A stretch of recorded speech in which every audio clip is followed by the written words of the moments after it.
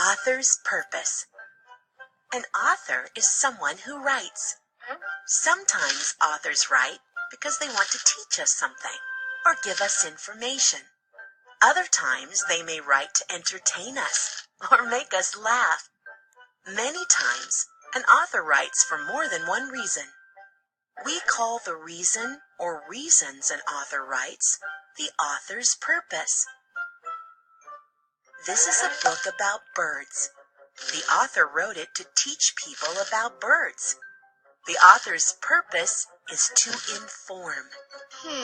How interesting. This book is really silly. It's called Bird Comics. Why do you think the author wrote this book? What could be the author's purpose? That's right, to entertain us and make us laugh. When you're reading, try to think about what the author wants you to know. This can help you find the author's purpose.